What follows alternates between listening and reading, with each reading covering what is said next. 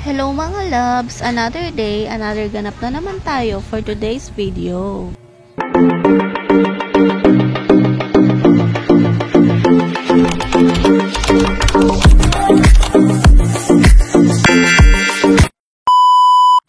Pagkaalis nga ni Daddy papunta sa trabaho ay ayan at nahiga naman muna agad kami. Tinatamad pa rin kasi akong kumilos dahil nga ang aga-aga ay naiinitan na agad ako. Maaga nga rin kasi nagising ang anak ko at hindi pa rin kami kumakain ng almusal niyan. Pinaliguan ko nga pala ng maaga ang anak ko dahil nga tinawagan namin ang mami niya at nagpapasundo nga siya. Na-ready ko na nga din dyan yung damit na dadalhin niya tsaka yung dede niya. Pinahanap ko na nga din sa kanya yung tsinelas niya at ang kinuha niya pa nga yung maliit na sa kanya. Pinahubad ko nga to sa kanya at pinahanap ko yung isa niyang tsinelas na lagi niyang ginagamit. Nung hindi niya nga to makita ay ako na lang ang naghahanap at doon ko ito nakita sa ilalim ng lamesa. At habang hinihintay nga namin ang mami niya ay niligpit ko na rin muna yung pinaghigaan namin. Inuna ko na lang muna ipasok yung mga una at saka ko naman isinunod yung foam. Nag-ayos-ayos lang din muna ako at tinanggal ko rin muna yung mga nakakalat na laruan ng anak ko. Pagkatapos ko naman itaas yung mga nakakalat na laruan ng anak ko ay nagwalis na rin ako. Nasa labas na nga ang anak ko at sobrang excited. Nasunduin ng mami niya.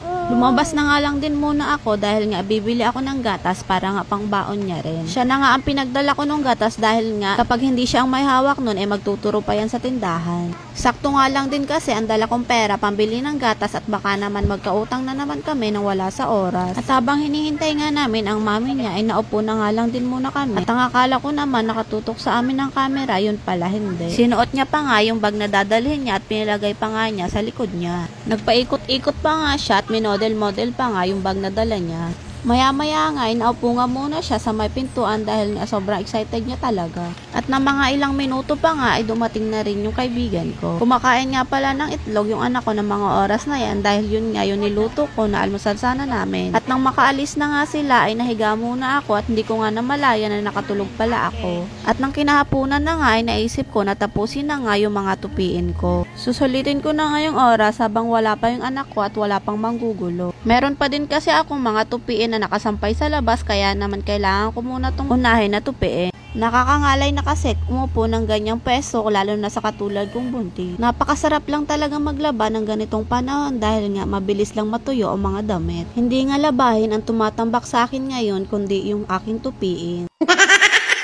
Nakaka-boring talaga no pag mag-isa ka lang sa bahay. Kahit na makulit ang anak mo at least, hindi ka naboboring dahil nga mayat maya ang saway mo. At balik na nga tayo sa ginagawa ko. Ayan nga at nakakalahati na ako. Medyo namamawis na rin yung mga singit-singitan ko dahil nga sa sobrang init. Namamanhid na nga rin yung mga paa ko dahil nga nahihirapan na rin ako sa pwesto ko. Gusto ko na nga muna sanang itigil dahil nga sobrang napapagod na rin yung likod ko. Kaya lang kapag tinigil ko naman to ay tatama rin na ako. Kaya naman kahit masakit na ang likod ko ay for the go pa rin tayo. Kukunti na lang din naman to at ililagay ko na lang din to sa mga lagayan. At nang matapos na nga ako at eto na nga yung mga natupi ko. Kukunti lang naman talaga siya kaya lang mas madami talagang tingnan pag hindi nakaayos. Tumayo na nga rin ako at inilagay ko na rin sa mga kanya-kanyang lagayan para naman makapagpahinga na rin ako. Tingnan nyo naman yung damitan namin at napakagulo na naman.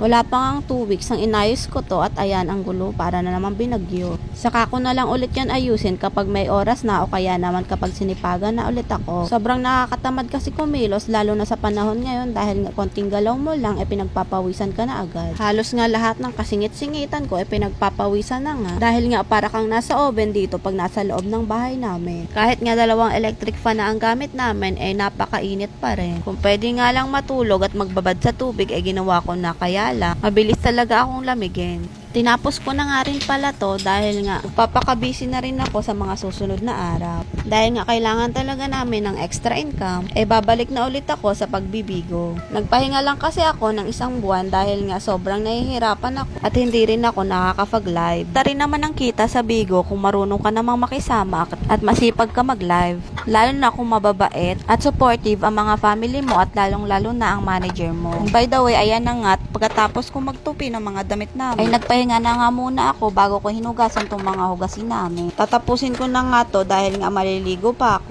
at pupunta sa bayan para bumili ng uulamin ngayong hapunan. Sigurado naman kasi na mamayang gabi pa yun ihahatid ng anak ko, kaya naman ay susunduin namin. Kasi hindi talaga yun nakakatiis si daddy. Gusto niya kasi nakikita ang anak niya dito sa bahay pag uwi pag galing sa trabaho. Dahil nga sinasalubong ito ng anak ko, pagkaalam niya nga na nandyan na nga ang daddy niya. Kaya naman hindi siya sanay na wala ang anak ko kapag umuwi siya at hindi niya dito madadatnan sa bahay.